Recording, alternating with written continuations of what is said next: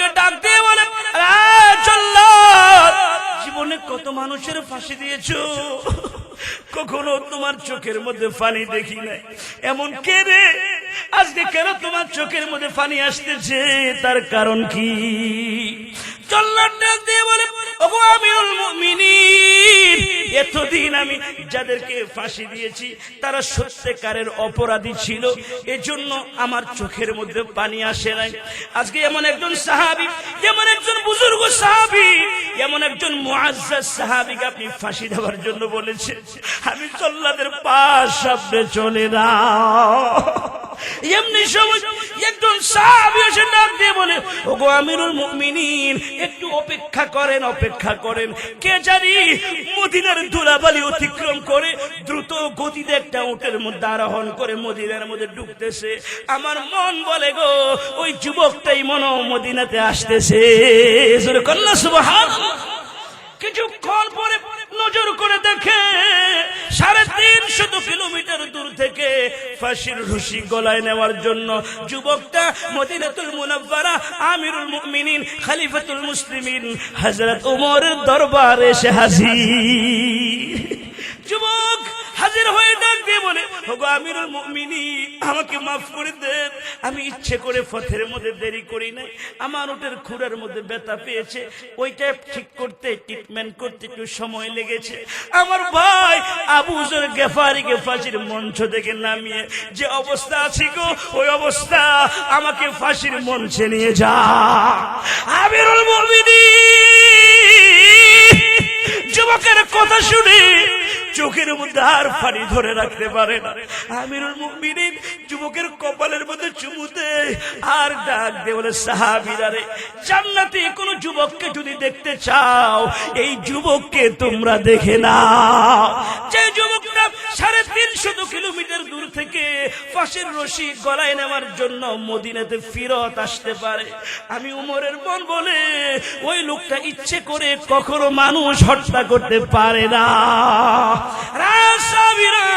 আল্লাহর কোরআনের আইন যদি থাকতো আমি তাকে ক্ষমা করে দিতাম, কিন্তু আমি তো একা তাকে আজকে ক্ষমা করতে পারি না।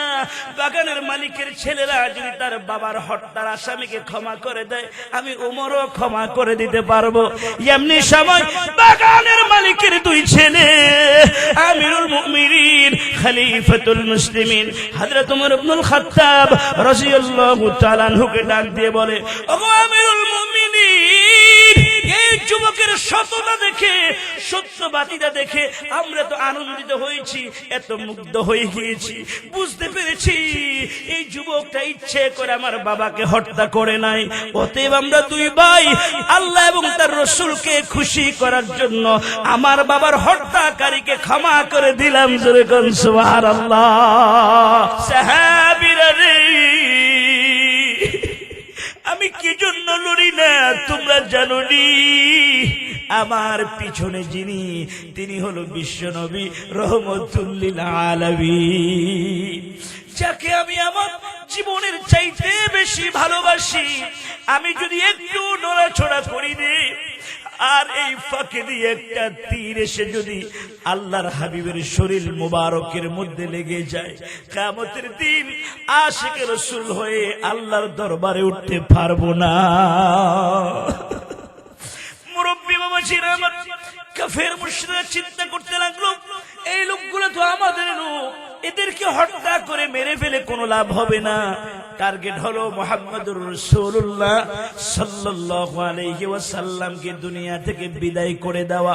বিশাল বড় একটা পাথর কাফের মুশরিকরা উপর দিক থেকে ছেড়ে দিয়েছে। ওই পাথরটা মায়ের নবী রহমতুল লিল আলামিনের মাথা মুবারক বরাবর পড়ে। মাথার মধ্যে লোহার টুপি পরা ছিল, লোহার টুপির হেলমেটটা ভেঙে 2টি লোহার কাড়া মায়ের নবী রহমতুল লিল আলামিনের মাথার 2 পাশের মধ্যে ভিতরে ঢুকে গিয়েছে।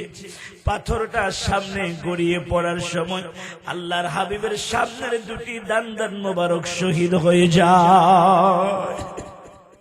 সাহাবীরা এই অবস্থা দেখে আমার রাসূলকে উহুদের পাহাড় একটা গর্তের ভিতরে নিয়ে নিয়ে গিয়েছে।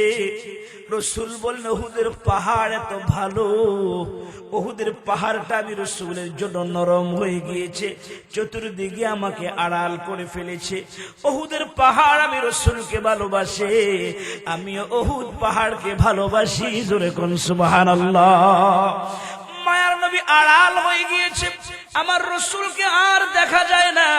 কাফের মুশরিকেরা ময়দানের মধ্যে ঘোষণা করে দিয়েছে, কাদ কুতিলা মুহাম্মদ, মুহাম্মদ নাই রে, মুহাম্মদ নাই, মুহাম্মদ বিদায় হয়ে গিয়েছে। কাফের মুশরিকেরা মুসলমানদেরকে বুঝাতে লাগলো, ও মুসলমানেরা, যেহেতু তোমাদের রাসূল নাই, তোমরা বাপদাদার ধর্ম আর নতুন ধর্ম ছেড়ে দিয়ে আবার বাপদাদার ধর্মের মধ্যে ফিরে আসো।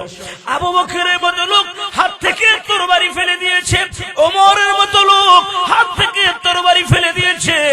তরবারি ফেলে ডাক দিয়ে বলে, যেই মদিনাতে রাসূল নাই, আমরা বেঁচে থেকে আর কোনো লাভ নাই। আলী কাররামাল্লাহু ওয়াজহু যখন শুনেছে মায়ার নবী রহমাতুল লিল আলামিন উহুদের ময়দানে শহীদ হয়ে গিয়েছে, সংবাদটা শোনার সঙ্গে সঙ্গে একবার দৌড়াইয়া যায় শুহাদায়ে উহুদের কাছে। শুহাদায়ে উহুদ যারা উহুদের ময়দানে শহীদ হয়েছে, এদের কাছে গিয়ে আমার রসুলকে খুঁজতে লাগলো। দেখে যে না না, এখানে রসুল দেখা যায় না। জীবিত সাহাবীদের কাছে আমার রসুলকে তালাশ করে সেখানেও পাওয়া যায় না। কিতাবের মধ্যে লেখি, হযরত আলী কাররামাল্লাহু ওয়াজহু উহুদের পাহাড়ে লম্বা একটা সেজদা দিয়ে আমার আল্লাহকে ডাক দিয়ে বলে, মালিক, আয় আল্লাহ, ঈসা নবীর মতো তোমার বন্ধু মুহাম্মদুর রাসূলুল্লাহ সাল্লাল্লাহু আলাইহি ওয়াসাল্লামকে আসমানের মধ্যে তুলে নিও না। সাহাবীরা কাঁদে, সংবাদ পৌঁছে গিয়েছে মদিনাতুল মুনাওয়ারা। মদিনার নারী পুরুষেরা সকলে উহুদের পাহাড়ের দিকে দৌড়ানো আরম্ভ করে দিয়েছে, উহুদের ময়দানের দিকে দৌড়ানো আরম্ভ করে দিয়েছে। একটা মহিলারা পর্যন্ত আমার রাসূলকে ভালোবাসতেন। একটা মহিলা আউলাকে সে পাগলের বেশে দৌড়ানো আরম্ভ করে দিয়েছে। কিছু দূর যাওয়ার পর সাহাবীরা ডাক দিয়ে বলে, আ মহিলা, কোথায় যাও? বলে, উহুদের ময়দানে যাই। যে কোনো লাভ হবে না, তোমার আব্বা যে এসেছে তিনি উহুদের ময়দানে শহীদ হয়ে গিয়েছে। মহিলা থামায় না, দৌড়ানো আরম্ভ করে দিয়েছে। আরো কিছু দূর যাওয়ার পর সাহাবীরা ডাক দিয়ে বলে, ও মহিলা, কোথায় যাও? বলে, উহুদের ময়দানে যাই। যে কোনো লাভ হবে না, তোমার স্বামী যে এসেছে তিনিও উহুদের ময়দানে শহীদ হয়ে গিয়েছে। মহিলা থামায় না, দৌড়ানো আরম্ভ করে দিয়েছে। মহিলা দৌড়ানো আরম্ভ করে দিয়েছে। আরো কিছু দূর যাওয়ার পর আবার সাহাবীরা ডাক দিয়ে বলে, ও মহিলা, কোথায় যাও? উহুদের ময়দানে যাই। যে কোনো লাভ হবে না, তোমার সন্তান যে এসেছে তিনিও উহুদের ময়দানে শহীদ হয়ে গিয়েছে। মহিলা চোখের পানি ছেড়ে কান্না আরম্ভ করে দিয়েছে। আর ডাক দিয়ে বলে, সাহাবীরা রে, আব্বা শহীদ হয়েছে শুনেছি, স্বামী শহীদ হয়েছে শুনেছি, সন্তান শহীদ হয়েছে শুনেছি। কারো শাহাদাতের সংবাদ শোনার জন্য আমি আসি না। আমি জানতে চাই রে, উহুদের ময়দানে দিনের নবী এখনো জিন্দা আছে? আল্লাহু আকবার। রাত বাবাজিরা আমার, মহিলারা দৌড়ায় আল্লাহর হাবিবের কলিজার টুকরা কন্যা হযরত ফাতেমাতুজ জাহরা রাদিয়াল্লাহু তাআলা আনহা মায়ার নবী রহমাতুল লিল আলামিনের কাছে যখন এসেছে, আয়েশা দেখে আমার রাসূলের শরীর মোবারক থেকে রক্ত মোবারক গুলি ঝরছে। আল্লাহর হাবিবের সাহাবী হযরত আবু উবাইদা ইবনুল জাররাহ রাদিয়াল্লাহু তাআলা আনহু মায়ার নবীর মাথার মধ্যে যে লোহার কাড়া প্রবেশ করেছে, আবু উবাইদা ইবনুল জাররাহ রাদিয়াল্লাহু তাআলা আনহু ডান পাশের লোহার কাঁটাটা দাঁত দিয়ে কামড় দিয়ে ধরেছে, এত জোরে টান মেরেছে। আবু ওবাইদা চিন্তা করতে লাগলেন, একটা টানের সাথে সাথে যদি লোহার কাঁটাটা খুলতে যদি না পারি, রাসূল কষ্ট পাবে, মায়ার নবীকে কষ্ট দেওয়া যাবে না। এত জোরে টান মেরেছে, সাথে সাথে ডান পাশ থেকে লোহার কাঁটাটা বের হয়ে গিয়েছে। জোরে কোন সুবহানাল্লাহ। ওই সাহাবীর একটা হাত ভেঙে যায়। হযরত আবু বকর সিদ্দিক রাদিয়াল্লাহু তাআলা আনহু আবু উবাইদা ইবনুল জাররাহ রাদিয়াল্লাহু তাআলা আনহুকে ডাক দিয়ে বলে, রে আবু উবাইদা, সর, এবার আমাকে একটু জায়গা করে দে, বাকি লোহার কাঁটাটা আমি আবু বকর খুলে দিচ্ছি। আবু উবাইদা ইবনুল জাররাহ রাদিয়াল্লাহু তাআলা আনহু ডাক দিয়ে বলে, আবু বকর গো, আল্লাহর ওয়াস্তে আজকের খেদমতটুকু আমাকে করার জন্য সুযোগ করে দেয়। হযরত আবু বকর পিছনে চলে গেলেন। আবু উবাইদা ইবনুল জাররাহ রাদিয়াল্লাহু তাআলা আনহু দ্বিতীয় লোহার কাঁটা দাঁত দিয়ে তো জোরে কামড় দিলেন, আর এত জোরে তিনি টান মারলেন, সঙ্গে সঙ্গে লোহার কাঁটাটা মাথার ভিতর থেকে বের হয়ে যায়। সাহাবী আবু উবাইদার আরেকটা দাঁত ভেঙে যায়। সাহাবীরা আমার রাসূলকে কেমন ভালোবাসতেন, সাহাবীরা আমার রাসূলকে কেমন মহব্বত করতেন। শয়তান মদিনার অলিতে গলিতে ঘোষণা করে দিয়েছে, কদ কুতিলা মুহাম্মদ, মুহাম্মদ নাই রে, মুহাম্মদ না। আমার রাসূলের একজন সাহাবী যার নাম হলো হযরত হানজালা রাদিয়াল্লাহু তাআলা আনহু। হানজালা রাদিয়াল্লাহু তাআলা আনহুকে আল্লাহর রাসূল জিহাদে যেতে নিষেধ করেছেন। তার কারণ হলো সবে মাত্র নতুন বিবাহ করেছে, ফুল সজ্জার রাত্র বা সররাত বিবির সাথে সময় দিয়েছে। সকালবেলা তিনি যখন গোসল করার জন্য উঠলেন, এমনি সময় তার কানের মধ্যে আওয়াজ আসে, কে জানি রাস্তা দিয়ে যায়, আর ডাক দিয়ে বলে, ও রাসূলুল্লাহর সাহাবীরা, তোমরা কে কোথায় আছো, তোমরা কে কোথায় আছো, তোমরা কি শুনো নাই দিনের নবী উহুদের ময়দানে শহীদ হয়ে গিয়েছে। এই সংবাদটা শোনার সঙ্গে সঙ্গে হযরত হানজালা রাদিয়াল্লাহু তাআলা আনহু বিবিকে ডাক দিয়ে বলল, বিবি রে, কাফের ভিতর থেকে তরবারিটা বের করে দাও। বিবি ডাক দিয়ে বলল, স্বামী আমার, তরবারি দিয়ে আপনি কি করবেন? বলে, উহুদের ময়দানে যাব। বিবি ডাক দিয়ে বলে, স্বামী আমার, আপনি কি তার উপর গোসল ফরজ হয়েছে, আগে গোসল করুন, তারপর উহুদের ময়দানে যান, আমি আপনাকে যেতে বাধা দিব না। কিন্তু হযরত হানজালা রাদিয়াল্লাহু তাআলা আনহু তিনি ডাক দিয়ে বলে, বিবি, কার জন্য গোসল করব রে? শুনেছি উহুদের ময়দানে রাসূল না, বিদায় দে রে, বিদায় দে। তরবারিটা লইয়া হযরত হানজালা উহুদের ময়দানে চলে যায়। তুমুল গতিতে যুদ্ধ আরম্ভ করলেন। সাহাবায়ে কেরামের সাথে তিনিও শাহাদাত বরণ করলেন। কাফের মুশরিকেরা এমন ভাবে মুসলমানদেরকে বুঝাতে লাগলেন, তোমাদের রাসূল যেহেতু নাই, তোমরা নতুন ধর্ম ছেড়ে দাও, বাপদাদার ধর্মে তোমরা আবার ফিরে আসো।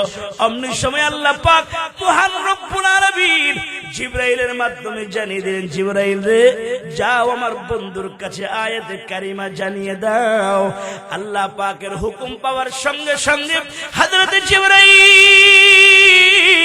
মায়ার নবী রহমাতুল লিল আলামিনের কাছে এসে উহুদের ওই গুহার মধ্যে আমার রাসূলকে জানিয়ে দিয়েছে, ইয়া রাসূলুল্লাহ, ইয়া হাবিবাল্লাহ, আপনি উহুদের গুহার মধ্যে পড়ে আছেন।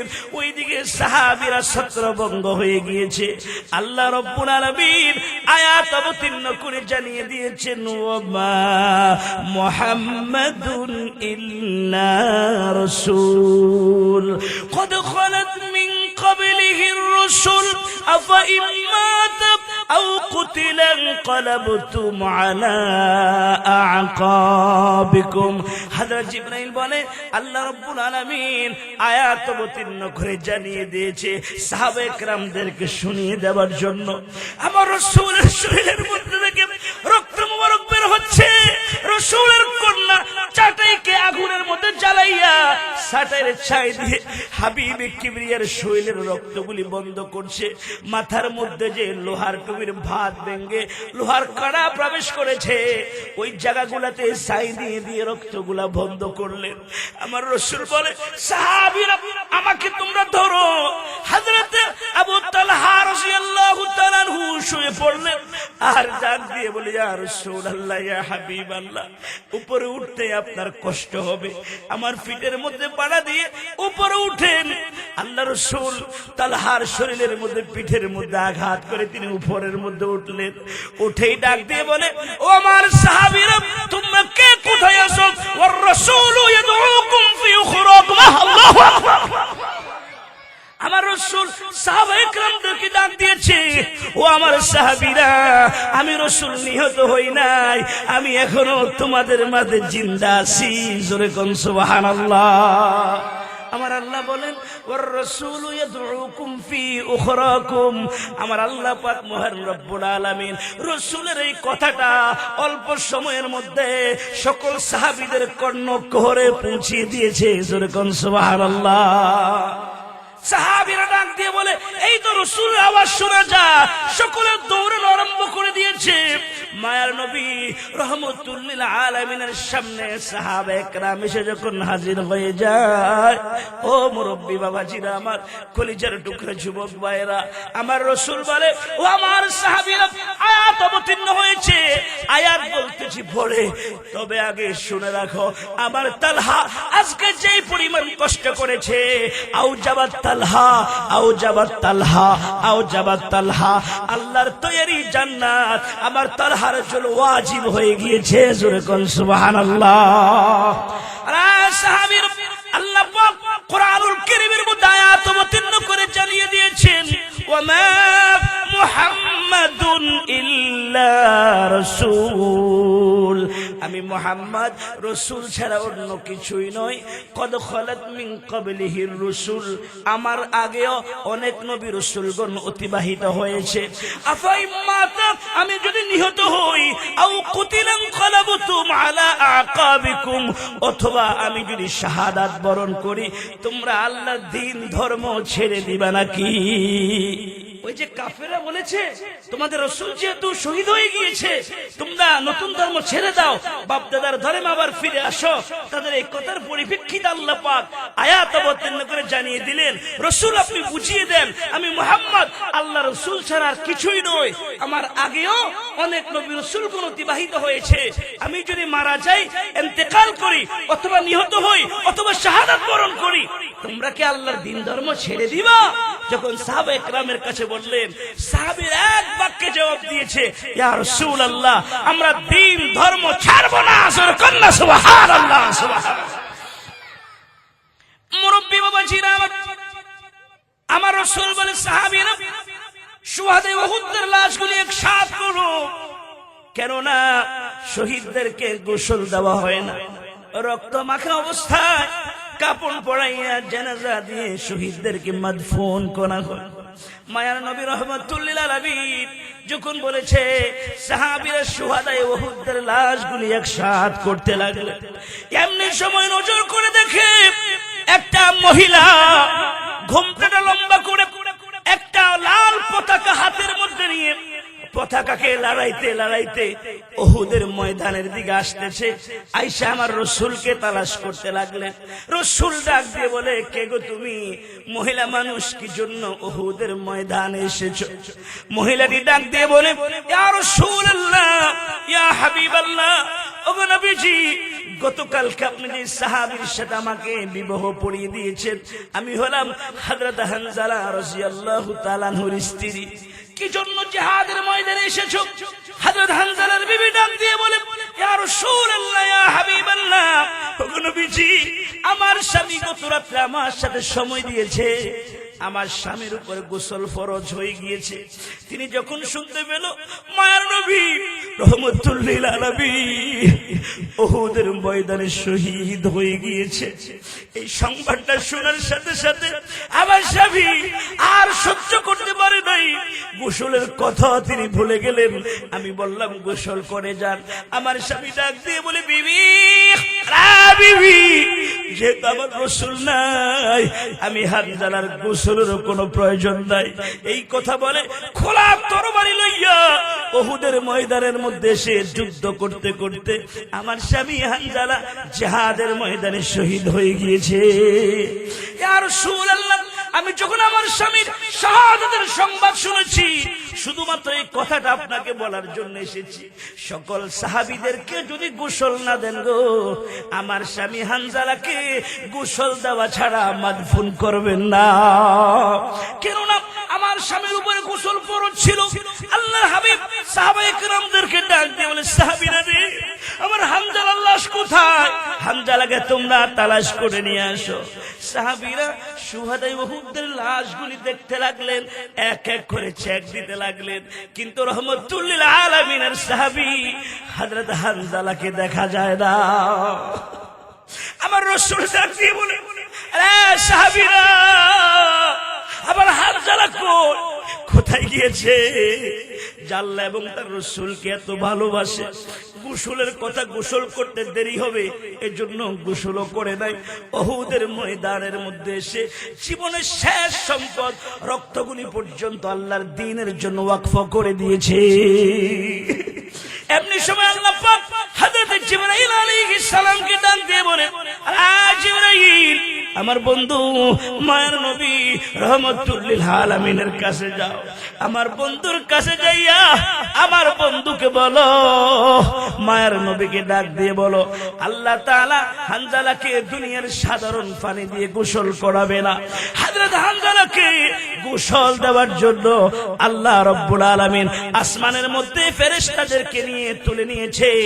আল্লাহ রাব্বুল আলামিন হযরত হানজালাকে আসমানের মধ্যে দামি পানি দিয়ে গোসল করাইয়া হানজালাকে জমিনের মধ্যে আল্লাহ কিছুক্ষণের মধ্যে নামাবে। সুবহানাল্লাহ, সুবহানাল্লাহ।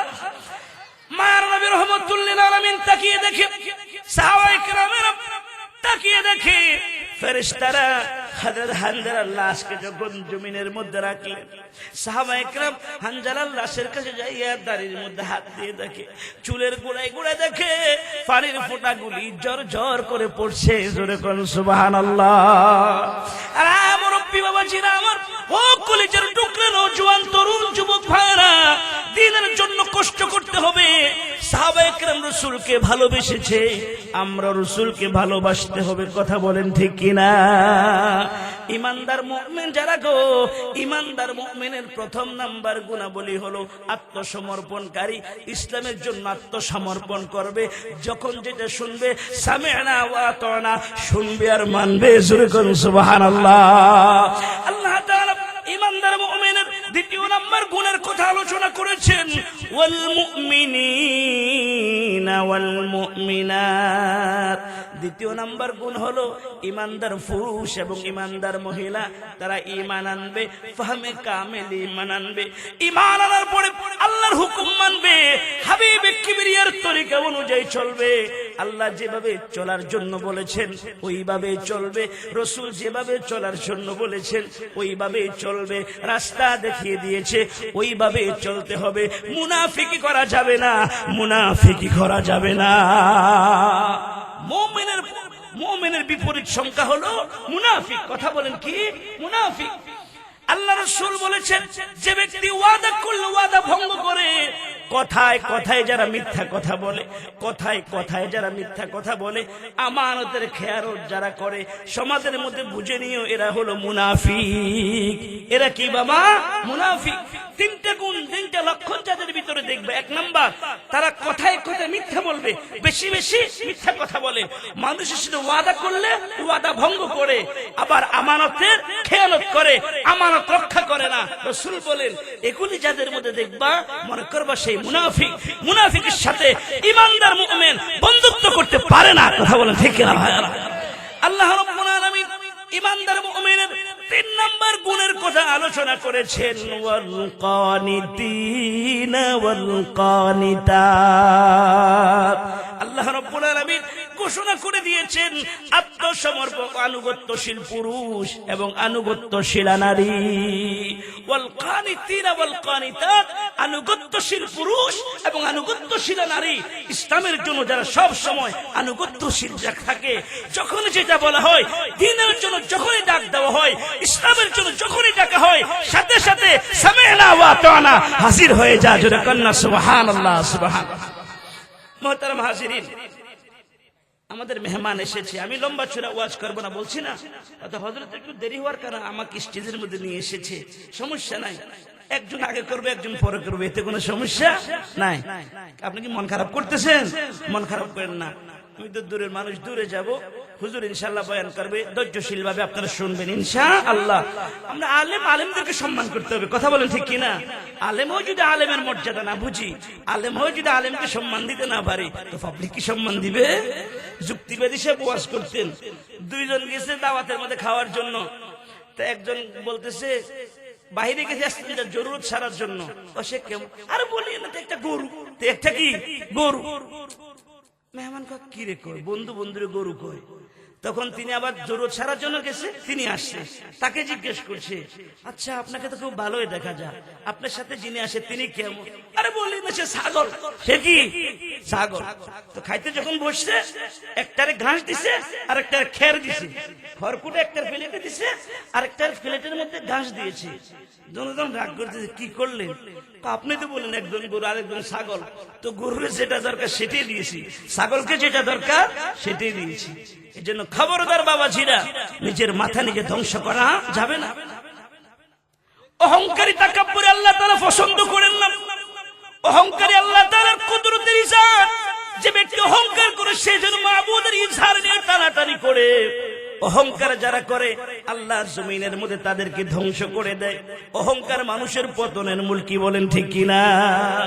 মুরব্বী বাবাজিরা আমার, আল্লাহ তাআলা মুমিনের 3 নাম্বার গুণের কথা আলোচনা করেছেন, ওয়াল কানিতিনা ওয়াল কানিতাত, আনুগত্যশীল পুরুষ এবং আনুগত্যশীল নারী।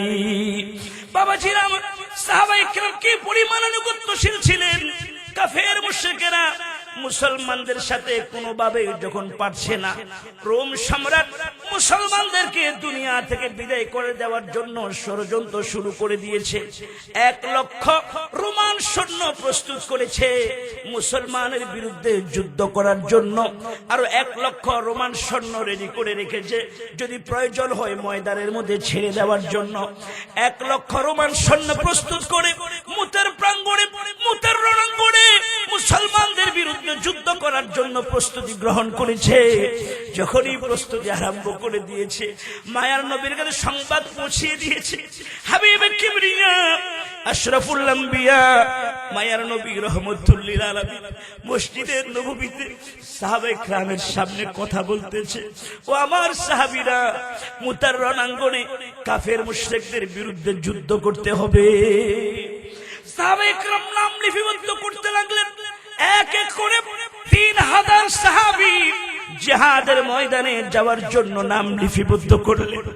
মায়ার নবী রাহমাতুল লিল আলামিন সাহাবায়ে কেরামদেরকে ডাক দিয়ে বলে, আমার সাহাবীরা, মুতার রণাঙ্গনে যে যুদ্ধ হবে, ওই যুদ্ধের মধ্যে সর্বপ্রথম যিনি সেনাপতির দায়িত্ব পালন করবে তিনি হলো আমার ফারুক পুত্র হযরত যায়েদ রাদিয়াল্লাহু তাআলা আনহু। যায়েদ, তুমি কোথায় দাঁড়িয়ে যাও? হযরত যায়েদ দাঁড়িয়ে গেলেন। মায়ার নবী রাহমাতুল লিল আলামিনের চোখের মধ্যে পানি। আবার রাসূল সাহাবায়ে কেরামদেরকে ডাক দিয়ে বলে, সাহাবীরা, মুতার রণাঙ্গনে 2 নাম্বার সেনাপতির দায়িত্ব যিনি পালন করবে তিনি হলো আমার চাচাতো ভাই হযরত জাফর বিন আবু তালিব। জাফর, তুমি কোথায়? হযরত জাফর দাঁড়িয়ে গিয়েছে। মায়ার নবী রাহমাতুল লিল আলামিন সাহাবায়ে কেরামের দিকে তাকায়, মায়া বড় তাকিয়ে ডাক দিয়ে বলল, সাহাবীরা রে, মুতার রণাঙ্গনে 3 নাম্বার যিনি সেনাপতির দায়িত্ব পালন করবে তিনি হলো আব্দুল্লাহ বিন রাওয়াহা রাদিয়াল্লাহু তাআলা আনহু কোথায় দাঁড়িয়ে যাও সাহাবায়ে কেরাম লাব্বাইক ওয়া সাদাইক ইয়া রাসূলুল্লাহ ইয়া হাবিবাল্লাহ আমরা হাজির মায়ের নবী রাহমাতুল লিল আলামিন সাহাবায়ে কেরামদেরকে ডাক দিয়ে বলে সাহাবীরা রে যাও বাড়িতে যাও বাড়ি থেকে স্ত্রী সন্তানের কাছ থেকে বিদায় নিয়ে আসো তার কারণ হলো জিহাদের ময়দানে হয়তো শাহাদাত বরণ করবে না হয় গাজী হয়ে ফিরে আসবে যাও বাড়ি থেকে বিদায় নিয়ে আসো হযরত যায়েদ রাদিয়াল্লাহু তাআলা আনহু তিনি দাঁড়িয়ে ডাক দিয়ে বললেন ইয়া রাসূলুল্লাহ ইয়া হাবিবাল্লাহ ওগো নবীজি আপনি হলেন আমার আব্বা জান আপনি ঘোষণা করেছেন আমার আম্মা জান হযরত আয়েশা সিদ্দিকা রাদিয়াল্লাহু তাআলা আনহা হুজরার ভিতর থেকে শুনেছে আমাকে আর বিদায় নিতে হবে না হযরত জাফর বিন আবু তালিব রাদিয়াল্লাহু তাআলা আনহু তিনি বাড়িতে চলে গেলেন বাড়িতে যাইয়া বিবিকে ডাক দিয়ে বলে প্রাণের বিবি রে ও বিবি আমার মায়ার নবী রাহমাতুল লিল আলামিন মুতার রণাঙ্গনে কাফের মুশরিকদের বিরুদ্ধে যে যুদ্ধ হবে আমাকে দ্বিতীয় নাম্বার সেনাপতির দায়িত্ব দিয়েছে হে বিবি চলার পথে কথাবার্তার মাঝে যদি কোনো ভুল করে থাকি আল্লাহর ওয়াস্তে তুমি আমাকে ক্ষমা করে দাও হযরত জাফর স্ত্রী দুটি হাত উত্তোলন করে আল্লাহর দরবারে দোয়া করতে লাগলেন মালিক আয় আল্লাহ আমার স্বামী হযরত জাফর মুতার রণাঙ্গনে যুদ্ধ করার জন্য যাবে আমার রাসূল আমার স্বামীকে সেনাপতির দায়িত্ব দিয়েছে জিহাদের ময়দানে যাওয়ার জন্য আমি নিষেধ করব না মাবুদ মাবুদ গো আমার স্বামী হযরত জাফরের ছোট ছোট নাবালেগ বাচ্চাগুলি আছে হায় আল্লাহ তাআলা এই ছোট ছোট নাবালেগ বাচ্চাদের দিকে তাকিয়ে আমার স্বামী হযরত জাফরকে জিহাদের ময়দান থেকে গাজী বানিয়ে ফিরিয়ে দাও হযরত জাফর রাদিয়াল্লাহু তাআলা তরবারের উল্টা পিঠ দিয়ে মৃদু একটা আঘাত করে ডাক দিয়ে বলল বিবি রে ও বিবি প্রতিদিন আল্লাহর দরবারে দোয়া করেছো তোমার দোয়া মালিকের দরবারে মঞ্জুর হয়েছে বিবি আজকের দোয়া মালিকের দরবারে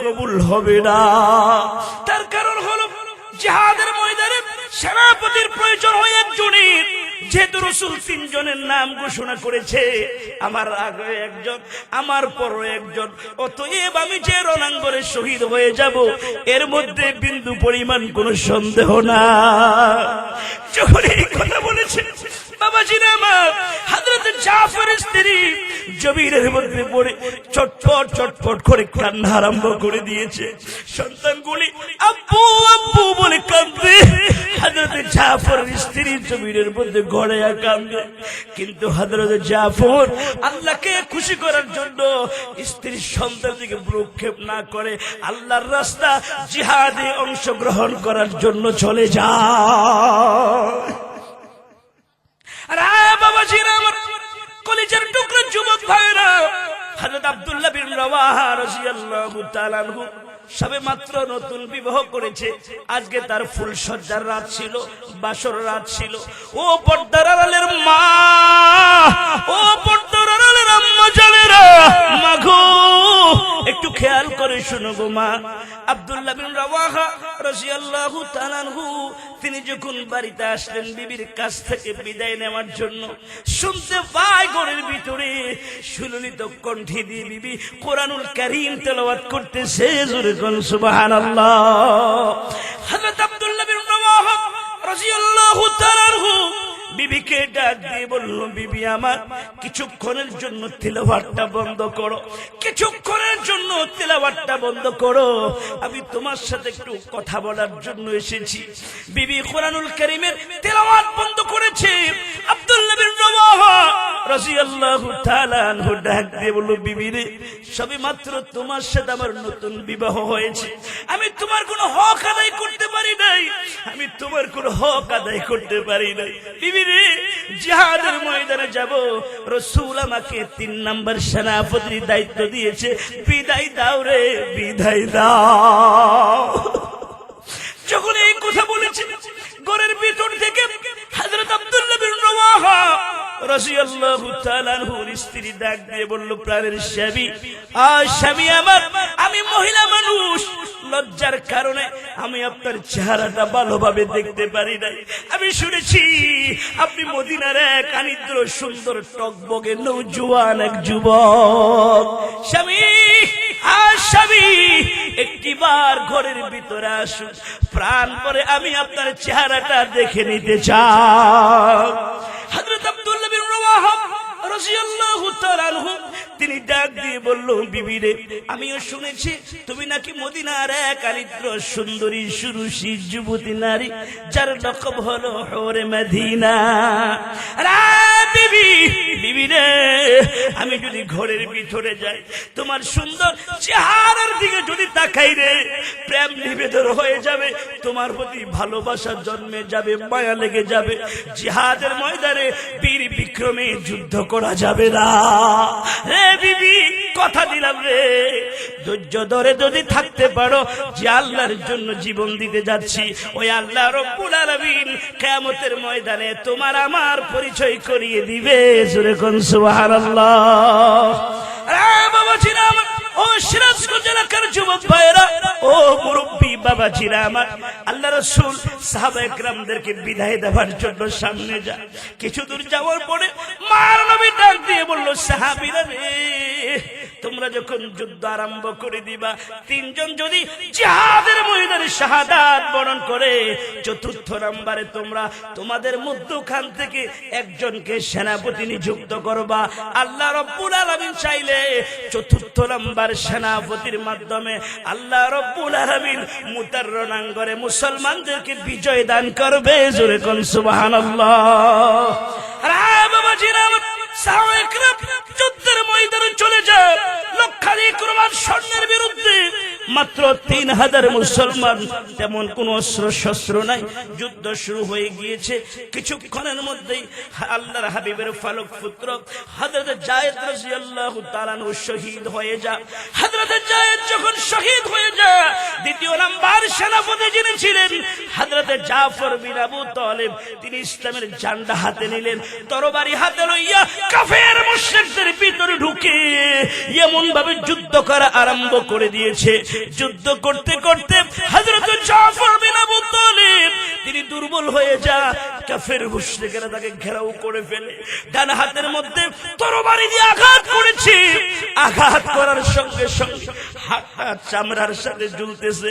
হযরত জাফর নজর করে দেখে চুলা হাত দিয়ে যুদ্ধ করা যাবে না, হাতটাকে পায়ের নিচে দিয়ে এত জোরে টান মারলেন, চামড়া থেকে হযরত জাফর হাতটাকে আলাদা করেছে। আল্লাহু আকবার। হযরত জাফর তাইয়ার রাদিয়াল্লাহু তাআলা আনহু দ্বিতীয় হাতের মধ্যে আঘাত করা হলো, শরীরের মধ্যে আঘাত করা হলো। আঘাতে আঘাতে হযরত জাফর বিন আবু তালিবকে মুতার রণাঙ্গনে শহীদ করে দেওয়া হয়েছে। হযরত জাফর জমিনের মধ্যে পড়ে গেলেন। ইসলামের ঝান্ডা মাটিতে পড়তে দেয় নাই। হযরত জাফর ডাক দিয়ে বলে, ও রাসূলুল্লাহর সাহাবীরা, তোমরা কে কোথায় আছো? মনে হয় কিছুক্ষণের মধ্যে আমি জাফর মুতার রণাঙ্গনে শহীদ হয়ে যাব। তার কারণ হলো জান্নাতের খুশবু আমার নাকের মধ্যে আসতেছে। জোরে কোন সুবহানাল্লাহ। আল্লাহ রাসূলের কাছে আমার শাহাদাতের সংবাদটা তোমরা শুনিয়ে দিও। এই কথা বলেই হযরত জাফরের কথা বন্ধ হয়ে গিয়েছে। দূর থেকে আবু উবাইদা ইবনুল জাররাহ রাদিয়াল্লাহু তাআলা আনহু নজর করে দেখে ইসলামের ঝান্ডা উপরে দেখা যায় না। আবু উবাইদা ইবনুল জাররাহ রাদিয়াল্লাহু তাআলা আনহু হযরত আব্দুল্লাহ বিন রাওয়াহাকে নিয়ে দৌড় আরম্ভ করে দিয়েছে। সামনের মধ্যে আয়েশা দেখে হযরত জাফর বিন আবু তালিব শাহাদাত বরণ করলেন। ইসলামের ঝান্ডাকে জমিনের মধ্যে পড়তে দেয় নাই, দাঁত দিয়ে কামড় দিয়ে উঁচু করে ধরে রেখেছে। মুরব্বী বাবাজিরা আমার, দুইজন সেনাপতি শাহাদাত বরণ করলেন। 3 নম্বর সেনাপতি হযরত আব্দুল্লাহ বিন রাওয়াহা রাদিয়াল্লাহু তাআলা আনহু তিনিও সেনাপতির দায়িত্ব পালন করতে লাগলেন। ইসলামের ঝান্ডা হাতে নিলেন, বীর বিক্রমীর যুদ্ধ আরম্ভ করে দিয়েছে। যুদ্ধ করতে করতেই এক পর্যায়ে হযরত আব্দুল্লাহ বিন রাওয়াহা রাদিয়াল্লাহু তাআলা আনহু তিনিও জিহাদের ময়দানে শহীদ হয়ে যান। তিনজন আল্লাহ রাসূল যে তিনজনকে সেনাপতির দায়িত্ব দিয়েছে, কিছুক্ষণের মধ্যেই তিনজন দুনিয়া থেকে বিদায় হয়ে গিয়েছে। চতুর্থ নাম্বার রাসূল বলেছে তোমরা পরামর্শ করে একজনকে সেনাপতি বানাই নিবা। সাহাবীরা পরামর্শ করে একজন যুবক সাহাবী হযরত খালিদ বিন ওয়ালিদকে 4 নম্বরের সেনাপতির দায়িত্ব দিয়েছে। হযরত খালিদ বিন ওয়ালিদ সেনাপতির দায়িত্ব পেয়ে ইসলামের ঝান্ডা হাতে নিয়ে তরবারিটা নিয়ে কাফের মুশরিকদের ভিতরে ঢুকে এমন ভাবে যুদ্ধ করা আরম্ভ করে দিয়েছে, কিতাবের মধ্যে লেখে ব্লেড নিয়ে কচু ক্ষেতের মধ্যে ঢুকে 2টা ব্লেড দিয়ে 2 হাতে কচু গাছকে যেমন কাটা হয়, হযরত খালিদ বিন ওয়ালিদ মুতার রণাঙ্গন এমন ভাবে কাফের মুশরিকদেরকে কচু কাটা করতে লাগলেন। কিছুক্ষণের মধ্যেই খালিদ বিন ওয়ালিদের ইসলামের রণকৌশল দেখে হাজার হাজার কাফের মুশরিকেরা দুনিয়া থেকে বিদায় হয়ে গিয়েছে, আর বাকিরা পালিয়ে গিয়েছে। লক্ষাধিক কাফের মুশরিকদের বিরুদ্ধে আল্লাহ রাব্বুল আলামিন মুতার রণাঙ্গনে মুসলমানদেরকে বিজয় দিয়েছে। সুবহানাল্লাহ। আমার আল্লাহ ডাক দিয়ে বলেন ওয়ালা তাহিনু ওয়ালা তাহজানু ওয়া আনতুমুল আ'লাউনা ইন কুনতুম মুমিনিন। তোমাদের কোনো ভয় নাই, তোমাদের কোনো চিন্তা নাই, যদি তোমরা মুমিন হও আল্লাহ রাব্বুল আলামিন মুমিনদেরকে বিজয় দান করবে। জোরে কোন সুবহানাল্লাহ। সূরাতুল আহজাবের যে আয়াতে কারিমা তেলাওয়াত করেছি, আল্লাহ রাব্বুল আলামিন এই আয়াতের মধ্যে মুমিন পুরুষের 10টি গুণের কথা আলোচনা করেছেন, মুমিনা নারীর 10টি গুণের কথা আলোচনা করেছেন। 3 নাম্বার পর্যন্ত আমরা বলেছি।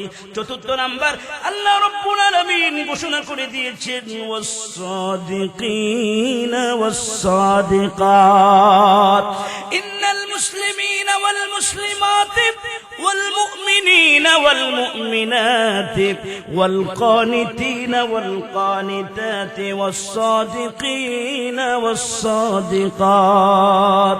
আল্লাহ রাব্বুল আলামিন ঈমানদার মুমিনদের 4 নাম্বার গুণের কথা আলোচনা করেছেন। 4 নাম্বার গুণ হলো যারা সত্যবাদী। জোরে কোন সুবহানাল্লাহ। ওয়াস-সাদিকিনা ওয়াস-সাদিকাত। আল্লাহ তাআলা বলেন ঈমানদার মুমিন যারা মুমিনদের 4 নাম্বার গুণাবলী হবে, তারা সব সময় সত্য কথা বলবে। কি বলবে বাবা? সত্য কথা বলবে। মুমিন পুরুষের 4 নাম্বার গুণ হলো সত্য কথা বলা। মুমিনা নারীর 4 নাম্বার গুণ হলো আম্মা জানেরাও সত্য কথা বলবে। মুরব্বি বাবাজিরা আমার, ও পর্দার আড়ালের মা, যারা সত্য কথা বলবে, সত্য মানুষকে মুক্তি দেয়। কথা বলেন ঠিক কিনা? সত্য মানুষকে অনেক বিপদ আপদ থেকে হেফাজত করে।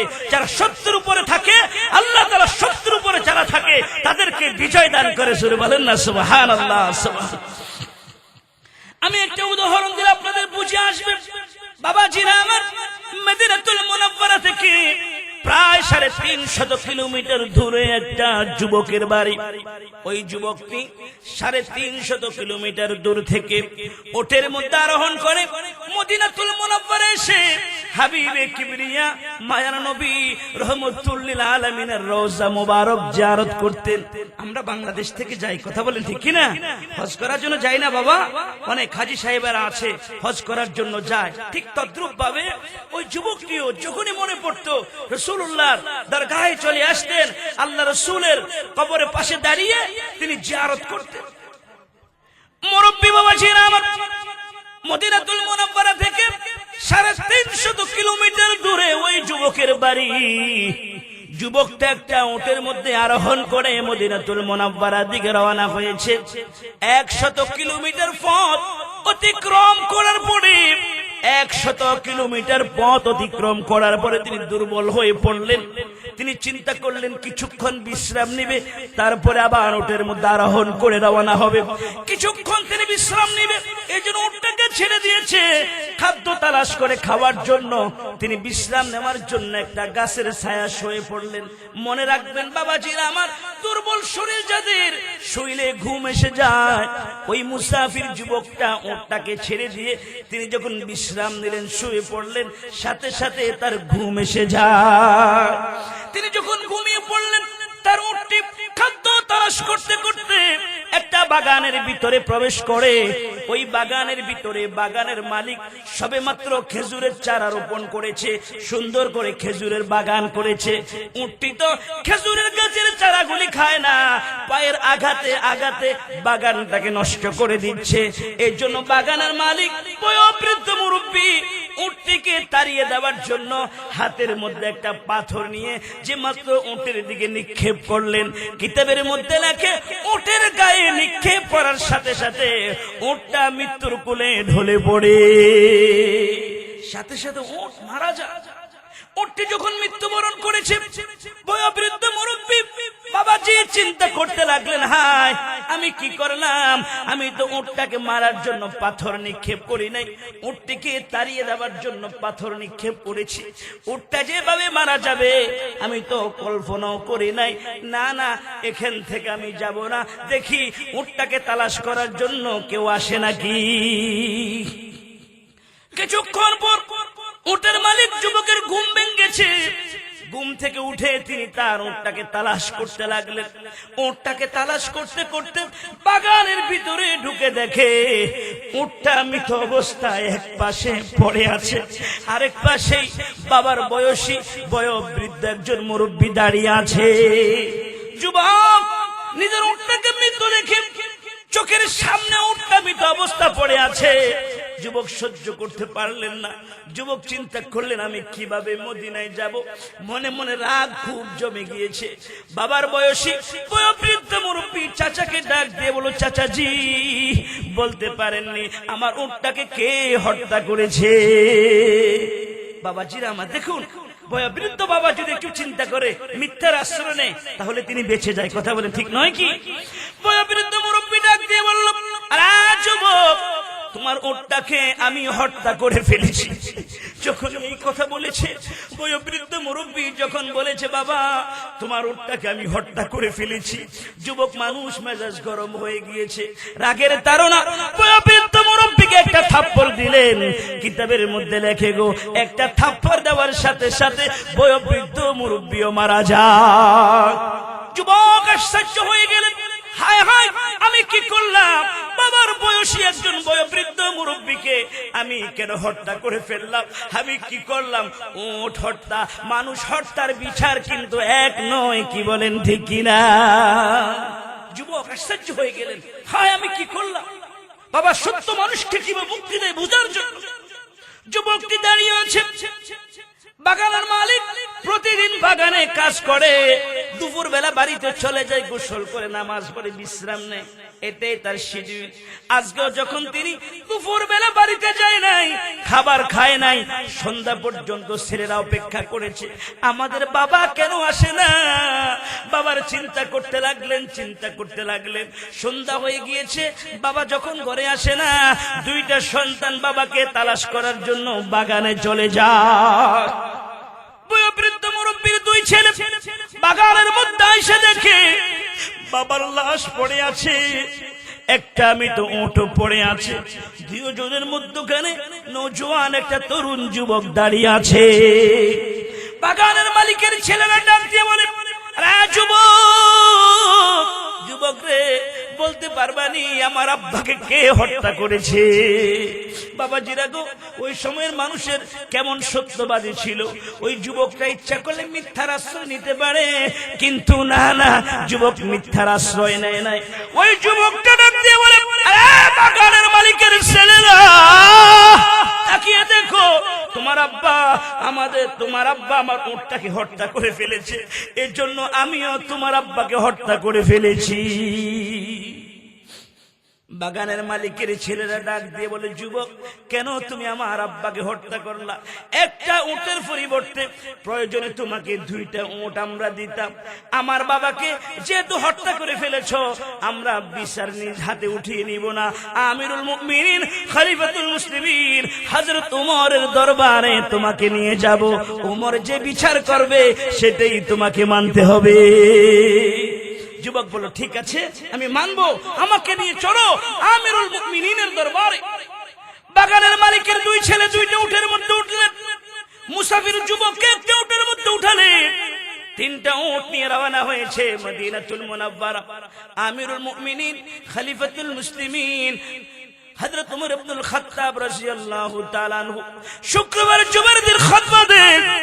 নামাজ যখন শেষ হয়েছে, বাগানের মালিকের ছেলেরা ডাক দিয়ে বলল, মহামান্য বাদশাহ, আপনার কাছে আমরা একটা বিচার নিয়ে এসেছি।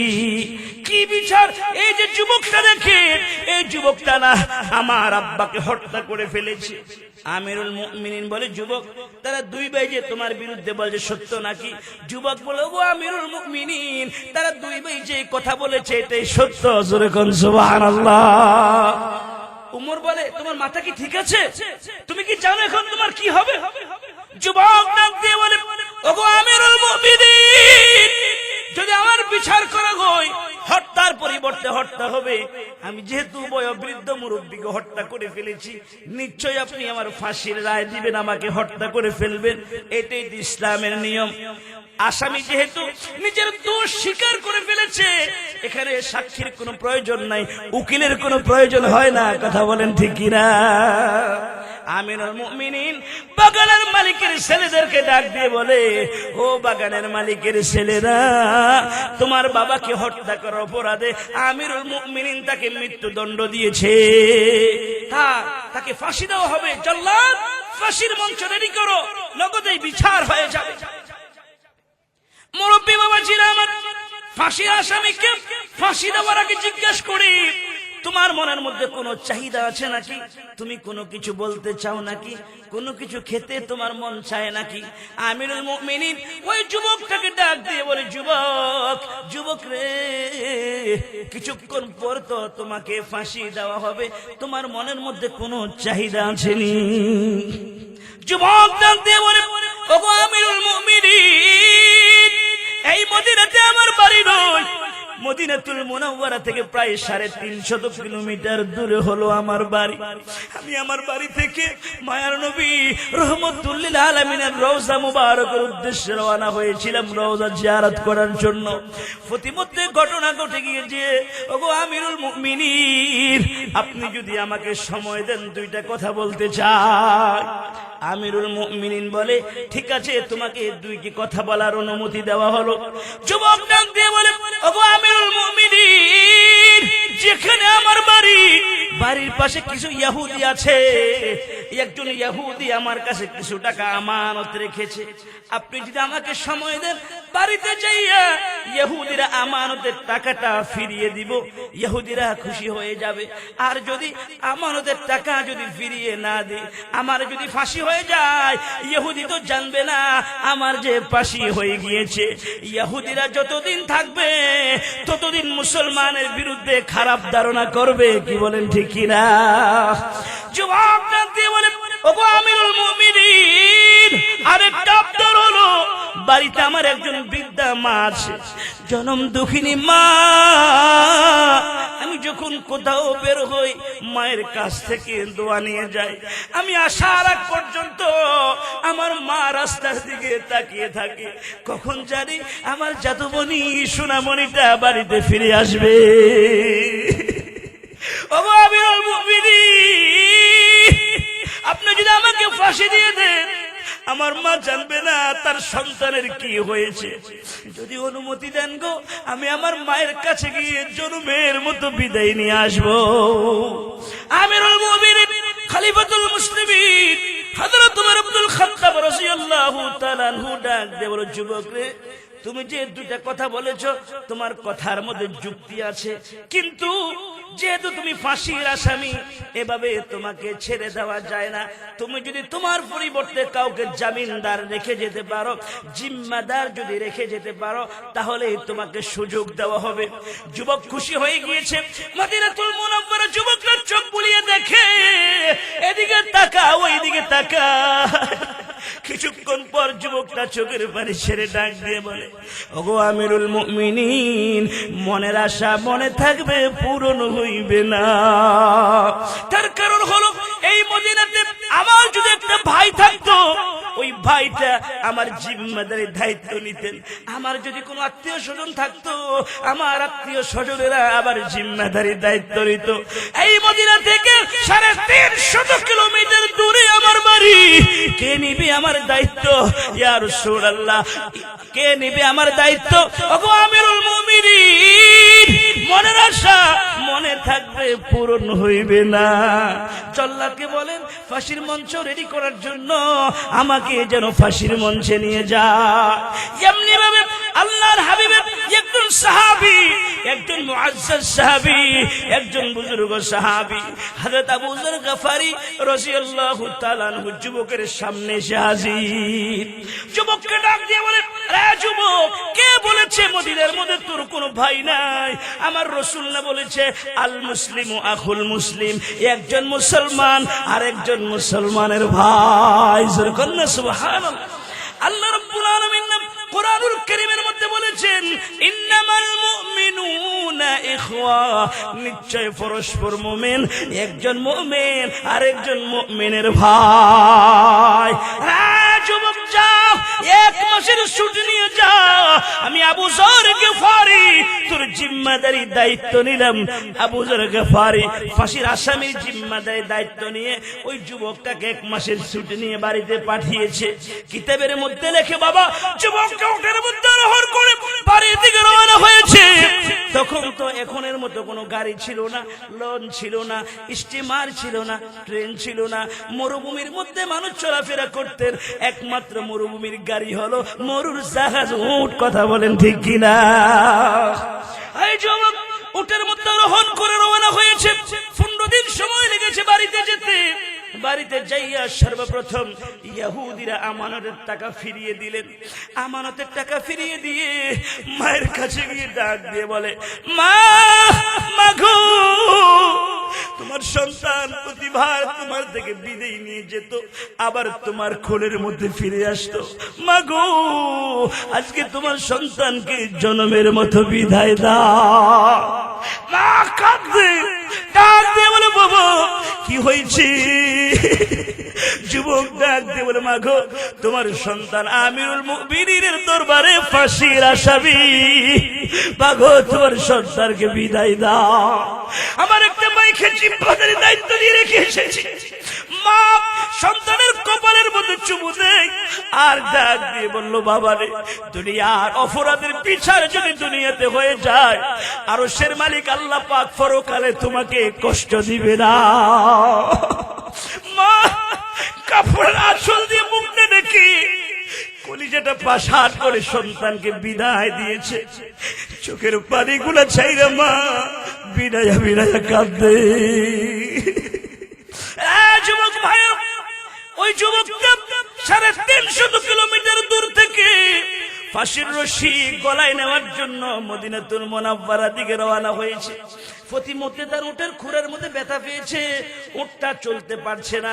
কিছুক্ষণ উটটাকে বিশ্রামের মধ্যে রেখেছে, কিন্তু সময় যে নষ্ট হয়েছে। নির্দিষ্ট সময়ে তিনি মদিনাতে এসে পৌঁছতে পারেন না।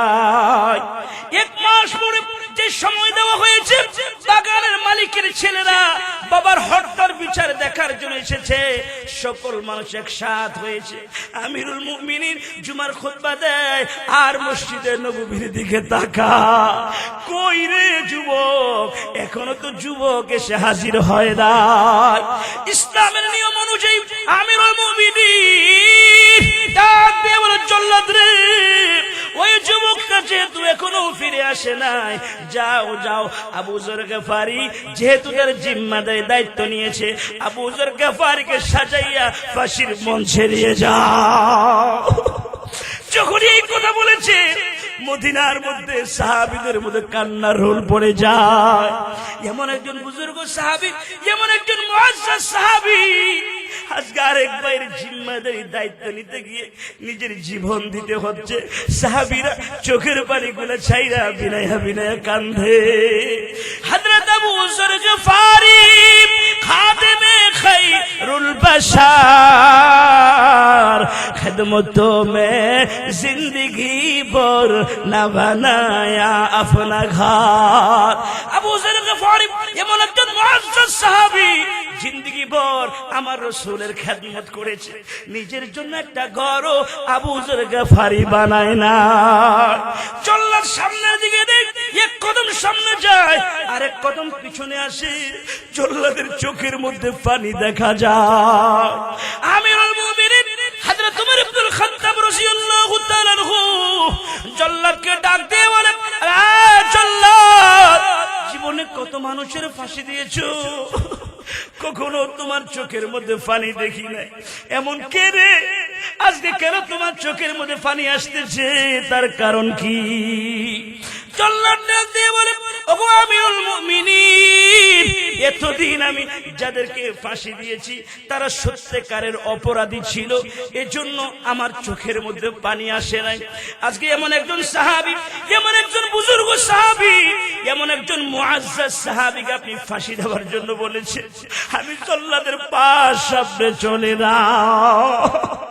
এমনি সময় একজন সাহাবী এসে ডাক দিয়ে বলে, ওগো আমিরুল মুমিনিন, একটু অপেক্ষা করেন, অপেক্ষা করেন। কে জানি মদিনার ধুলাবালি অতিক্রম করে দ্রুত গতিতে একটা উটের মধ্যে আরোহণ করে মদিনার মধ্যে ঢুকতেছে। আমার মন বলে গো, ওই যুবকটাই মনে মদিনাতে আসতেছে। জোরে কন্যা সুবহানাল্লাহ। কিছুক্ষণ পরে নজর করে দেখে 350 কিলোমিটার দূর থেকে ফাঁসির রশি গলায় নেওয়ার জন্য যুবকটা মদিনাতুল মুনাওয়ারা আমিরুল মুমিনিন খলিফাতুল মুসলিমিন হযরত ওমরের দরবারে এসে হাজির। যুবক হাজির হয়ে ডাক দিয়ে বলে, ওগো আমিরুল মুমিনিন, আমাকে মাফ করে দেন, আমি ইচ্ছে করে পথের মধ্যে দেরি করি নাই, আমার উটের খুরের মধ্যে ব্যথা পেয়েছে, ওইটা ঠিক করতে, ট্রিটমেন্ট করতে একটু সময় লেগেছে। আমার ভাই আবু যর গফারিকে ফাঁসির মঞ্চ থেকে নামিয়ে যে অবস্থা আছে গো, ওই অবস্থা আমাকে ফাঁসির মঞ্চে নিয়ে যা। আমিরুল মুমিনিন যুবকের কথা শুনে চোখের মধ্যে আর পানি ধরে রাখতে পারে না। আমিরুল মুমিনিন যুবকের কপালের মধ্যে চুমু দেয় আর ডাক দিয়ে বলে, সাহাবীরা রে, জান্নাতে কোন যুবককে যদি দেখতে চাও, এই যুবককে তোমরা দেখে নাও। যে যুবকরা 350 কিলোমিটার দূর থেকে ফাঁসির রশি গলায় নেওয়ার জন্য মদিনাতে ফিরত আসতে পারে, আমি উমরের মন বলে ওই লোকটা ইচ্ছে করে কখনো মানুষ হত্যা করতে পারে না। আল্লাহর কোরআনের আইন যদি থাকতো আমি তাকে ক্ষমা করে দিতাম, কিন্তু আমি তো একা তাকে আজকে ক্ষমা করতে পারি না। বাগানের মালিকের ছেলেরা যদি তার বাবার হত্যার আসামিকে ক্ষমা করে দেয়, আমি ওমরও ক্ষমা করে দিতে পারবো। এমনি সময় বাগানের মালিকের 2 ছেলে আমিরুল মুমিনিন খলিফাতুল মুসলিমিন হযরত ওমর ইবনুল খাত্তাব রাদিয়াল্লাহু তাআলা আনহুকে ডাক দিয়ে বলে, ওগো আমিরুল মুমিনিন, এই যুবকের সততা দেখে, সত্যবাদিতা দেখে আমরা তো আনন্দিত হয়েছি, এত মুগ্ধ হয়ে গিয়েছি, বুঝতে পেরেছি এই যুবকটা ইচ্ছে করে আমার বাবাকে হত্যা করে নাই।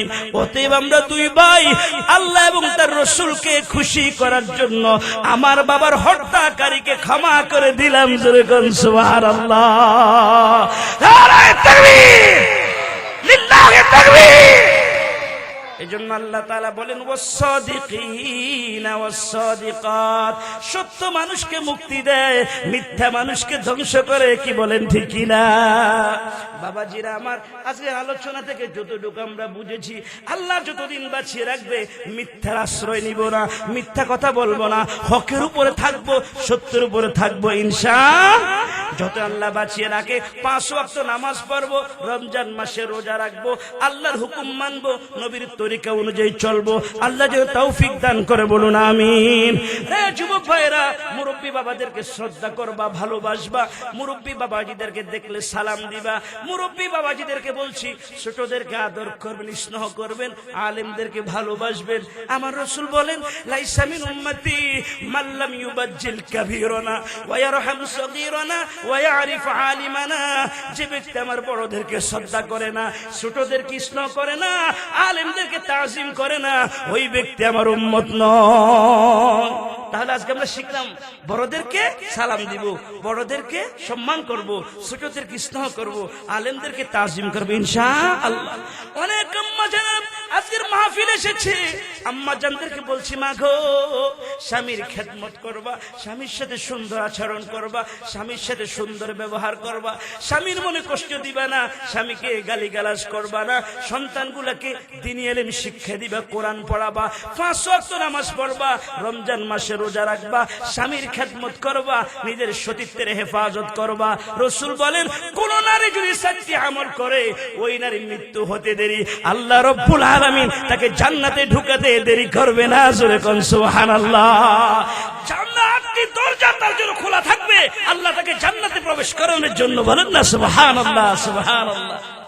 الحمد لله رب العالمين، والصلاة والسلام على سيد الأنبياء والمرسلين وعلى آله وأصحابه أجمعين. ربنا ظلمنا أنفسنا وإن لم تغفر لنا وترحمنا لنكونن من الخاسرين. ربنا آتنا في الدنيا حسنة وفي الآخرة حسنة وقنا عذاب النار. أي الله تعالى ربنا العالمين হরিনাথপুর পশ্চিম পাড়া জামে মসজিদের উন্নতি কল্পে 21তম বার্ষিক ইসলামী মহাসম্মেলন তাফসীরুল কোরআন মাহফিল। আজকে তাফসীরুল কোরআন মাহফিলের শুরু থেকে শেষ পর্যন্ত যত আলোচনা হয়েছে, ভুল ভ্রান্তিগুলি ক্ষমা করে হাদিয়া তোফা আকায়ে নামদার তাজদারে মদিনা হাবিবে কিবরিয়া আশরাফুল আম্বিয়া মায়ার নবী রহমাতুল লিল আলামিনের রূহের উপরে সওয়াব পৌঁছিয়ে দাও। আয় আল্লাহ তাআলা, সেখান থেকে বরকতময় করে বাবা আদম আলাইহিস সালাম থেকে নিয়ে পর্যন্ত 1 যারা পরিমাণ ঈমান নিয়ে যত মুমিন মুমিনাত অন্ধকার কবরে শায়িত আছে, আল্লাহ মেহেরবানি করে সকলের রূহের উপরে সওয়াব পৌঁছে দাও। মালিক, এই ময়দানের মধ্যে আমরা যারা হাত তুলেছি, হায় আল্লাহ, আমাদের মধ্য থেকে আমাদের কার জানি জনম দুঃখী দি মাদায়। আয় আল্লাহ, আমাদের কার জানি মেহেরবান বানাই মাবুদ। এমন কি তুই সিমদেরকে নিয়ে হাত তুলেছি, এই ময়দানে যাদের মাও নাই বাবাও নাই, হায় আল্লাহ, আমাদের মা বাবার রূহের উপরে সওয়াব পৌঁছিয়ে দাও। আমাদের মা বাবার কবরগুলি জান্নাতুল ফিরদাউসের টুকরা বানিয়ে দাও। আয় আল্লাহ তাআলা, আমাদের যাদের আব্বা আম্মা জীবিত আছেন, নেক হায়াত দান করে দাও। আয় আল্লাহ, যারা অসুস্থ আছে তাদেরকে তুমি সুস্থ করে দাও রব্বুল আলামিন। আমাদের শ্বশুর শাশুড়ি, দাদা দাদি, নানা নানি, আত্মীয় স্বজন, পাড়া প্রতিবেশী, বংশধর মুরব্বীদের মধ্য থেকে 1 যারা পরিমাণ ঈমান নিয়ে যারাই অন্ধকার কবরে শায়িত আছে, আল্লাহ মেহেরবানি করে সকলের রূহের উপরে সওয়াব পৌঁছিয়ে দাও। ওগো দয়ার মালিক আল্লাহ, আজকে তাফসীরুল কোরআন মাহফিলের জন্য আমার যে সকল ভাইয়েরা শ্রম দিয়েছে, কষ্ট করেছে, টাকা দিয়েছে, পয়সা দিয়েছে, বুদ্ধি দিয়েছে, যেভাবে সহযোগিতা করেছে, আয় আল্লাহ সকল দানগুলি কবুল করে নাও। এক একটা টাকার খাতিরে লক্ষ লক্ষ টাকা হালাল ভাবে রুজি রোজগারের তৌফিক দিয়ে দাও মাবুদ। আয় আল্লাহ, মায়ের নজরে তাকাও। এই ময়দানের মধ্যে অনেক দাঁড়িয়ে সাদা মুরব্বী বাবাজিরা হাত তুলেছে, অনেক আলেম ওলামার হাত তুলেছে, কলিজার টুকরা যুবক ভাইরা হাত তুলেছে, ছোট ছোট মাসুম বাচ্চারা হাত তুলেছে। পর্দার আড়ালে আমার অনেক আম্মা ছেলেরা হাত তুলেছে। আল্লাহ আমরা তো গুনাহগার না খানদার ফাফি, শয়তানের ধোঁকা পড়ে জীবনে বহু গুনাহ করে ফেলেছি গো আল্লাহ। আয় আল্লাহ, তামাম জীবনের গুনাহের কথা স্মরণ করে তোমার কাছে মাফ চাই, মেহেরবানি করে আল্লাহ আমাদের সকলের তামাম জিন্দেগির গুনাহ খাতাগুলি মাফ করে দাও। আয় আল্লাহ তাআলা আজকের মাহফিলকে কবুল করে নাও, এলাকার মধ্যে খাস রহমত বরকত নাযিল করো আল্লাহ। আয় আল্লাহ এলাকার যে সকল ভাইরা প্রবাসী ভাইদেরকে বিদেশের জমিনে সহি সালামতে রাখো আল্লাহ। আয় আল্লাহ তাআলা ব্যবসায়ী ভাইদের ব্যবসা বাণিজ্যে কামাই রোজগারে বরকত দান করো আল্লাহ। আয় আল্লাহ এই হরিনাথপুর এলাকার মধ্যে তোমার খাস রহমত নাযিল করো আল্লাহ। বাংলাদেশের মধ্যে তোমার খাস রহমত নাযিল করো আল্লাহ। হিংসা বিদ্বেষ থেকে আমাদেরকে হেফাজত করো আল্লাহ। মাবুদ গো, সকল রাজনৈতিক দলদেরকে মিলেমিশে সুন্দরভাবে সুন্দর একটা নির্বাচন করার তৌফিক দিয়ে দাও আল্লাহ। হানাহানি মারামারি খুন খারাপি থেকে আমাদের দেশকে তুমি হেফাজত করো আল্লাহ। আজকের মাহফিলের সম্মানিত প্রধান অতিথি জনাব মোহাম্মদ বনিয়ামিন সাহেব আল্লাহ আসতে পারে নাই, দোয়া চেয়েছে। আয় আল্লাহ 10,000 টাকা ঘোষণা দিয়েছে। মাবুদ গো 1,80,000 টাকার বাজেটও পাশ করিয়েছে। আয় আল্লাহ প্রধান অতিথি সাহেবকে নেক হায়াত দান করে দাও। আয় আল্লাহ তাআলা আজকের মাহফিলের সম্মানিত সভাপতি সাহেব জনাব আলহাজ মোহাম্মদ জয়নুল আবেদিন মোল্লা সাহেব, বিশিষ্ট ব্যবসায়ী মানুষ, আল্লাহ বাজান আমার পাশে বসে আছে, হায়াতে তাইয়্যিবা দান করে দাও। মেম্বার সাহেবকে কবুল করে নাও আল্লাহ। সকল যুবক ভাইদেরকে তুমি কবুল করে নাও বাবু। অনেক যুবক ভাইরা দোয়া চেয়েছে আল্লাহ। আল্লাহ এলাকার অনেক ভাইরা দোয়া চেয়েছে, টাকা দিয়ে পয়সা দিয়ে দোয়া চেয়েছে। মাবুদ গো আমি যদিও নাম না জানি, আল্লাহ তুমি তো সকলের দিলের খবর জানো আল্লাহ। আয় আল্লাহ সকলের মনের সকল নেক আশাগুলি পুরা করে দাও। আজকের মাহফিলকে উসিলা করে এলাকার প্রত্যেকটা ঘরে ঘরে হেদায়েতের বাতি জ্বালিয়ে দাও আল্লাহ। এই মাহফিলের চতুর্পাশে যত কবরস্থান আল্লাহ, সকল মুর্দিগানের রূহের উপরে সওয়াব পৌঁছিয়ে দাও মাবুদ। এলাকার অনেক যুবক ভাইরা আছে বিবাহের উপযুক্ত, বিবাহ শাদী করতে পারছে না, আল্লাহ যুবকদের জন্য ফাতরির ব্যবস্থা করে দাও। অনেক বোনেরা আছে উপযুক্ত, এদের জন্য ফাতরের ব্যবস্থা করে দাও আল্লাহ। মাবুদ আমার বড় আদরের ছোট ভাই আয় আল্লাহ রুবেল বকশী আজ কয়েকদিন ধরে বিবাহের জন্য সবকিছু প্রস্তুত করেছে। মাবুদ গো হায় আল্লাহ তার জন্য বিবাহের কাজটা সহজ করে দাও আল্লাহ। হায় আল্লাহ তাআলা আজিজা নামে তোমার এক বান্দি অসুস্থ, হায় আল্লাহ তুমি তাকে সুস্থ করে দাও আল্লাহ রব্বুল আলামিন। আদরের ছোট ভাই রুবেল বকশী দোয়া চেয়েছে, আয় আল্লাহ সকল প্রকার বিপদ আপদ থেকে তাকে তুমি হেফাজত করো আল্লাহ। আল্লাহ তুমি না বলেছো ওয়া খালাকনাকুম আজওয়াজা, আয় আল্লাহ ওই মেয়েটা যদি তার জন্য কবুল করে নাও, আগামী কালকের মধ্যে বিবাহের ব্যবস্থা করে দিও আল্লাহ মালিক। আর না যখন তোমার হুকুম হয় আয় আল্লাহ তখন তুমি ভালো পাত্রী দেখে বিবাহের ব্যবস্থা করে দিও আল্লাহ। কত ভাইরা দোয়া চায়, কত বোনেরা দোয়া চায়, ফোন করে কত মানুষ দোয়া চাই গো আল্লাহ। হায় আল্লাহ সকলের মনের আশা তুমি পুরা করে দাও আল্লাহ। মাবুদ গো হায় আল্লাহ যা বলছি যা বলি নাই আমাদের জন্য যা বলার প্রয়োজন তোমার হাবিবে দুরূদ শরীফের উসিলা আজকের দোয়া কবুল করে নাও মালিক। এলাকার যুবকগুলা খেয়ে নামাজি বানিয়ে দাও, মুরব্বী বাবাজিদেরকে নামাজি বানিয়ে দাও। আয় আল্লাহ সবাইকে 5 ওয়াক্ত নামাজ জামাতে পড়ার তৌফিক দান করে দাও।